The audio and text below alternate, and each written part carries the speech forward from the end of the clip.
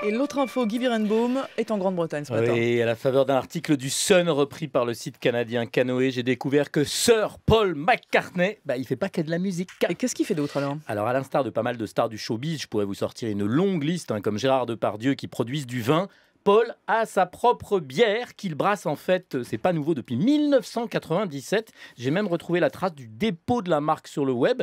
Et Sir Paul utilise son propre houblon, tout ça dans l'Est Sussex. Le nom de la bière, c'est la Old Stinkhorn. C'est aussi le nom d'un champignon de forme phallique qui pousse sur ces terres. Bref, donc Paul McCartney vend de la bière. Eh ben non, on peut pas dire ça comme ça, Fabienne, parce que l'ancien Beatles... On dit ancien Beatles ou ancien Beatles? Beatles, non? On dit les Beatles, donc l'ancien des Beatles.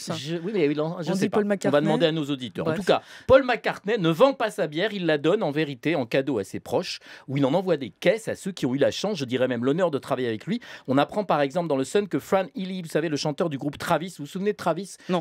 Mais si, il faisait un morceau qui s'appelle Sing, c'était même la pub d'une de nos radios concurrentes. Un très joli morceau. C'est la pub de RTL. Donc Fran Healy, le chanteur du groupe Travis, reçoit régulièrement des caisses de la bière de Maca, comme on l'appelle, depuis qu'ils ont travaillé ensemble sur un morceau de l'album solo de Fran en 2010.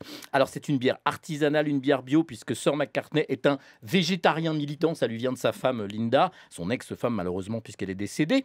Et c'est un grand amoureux de la nature et de l'environnement. Du coup, comme cette bière n'est pas commercialisée, j'ai un peu fouillé sur le web et en quelques clics, j'ai découvert qu'on pouvait quand même en trouver des petites bouteilles. Et oui, il y a des petits malins qui en ont récupéré et qui les revendent aux fans qui sont forcément prêts à tout pour acheter et récupérer quelque chose qui touche d'une manière ou d'une autre à Paul. En tout cas, une bouteille de bière brassée par McCartney, c'est toujours mieux qu'une mèche de cheveux ayant appartenu à John Lennon. Et oui, j'ai appris sur le Huffington Post québécois qu'on pourra se payer cette mèche coupée aux alentours de l'année 1967 sur un tournage de film par un coiffeur allemand dans une vente aux enchères qui va se dérouler à Dallas le 20 février prochain.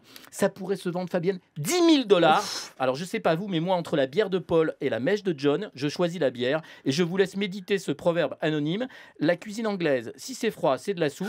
Si c'est chaud, c'est de la bière. Bah oui, c'est de la cervoise tiède, tiens, comme dans Astérix. Astérix. Seconds-nous la main, Guy Birenbaum. Seconde.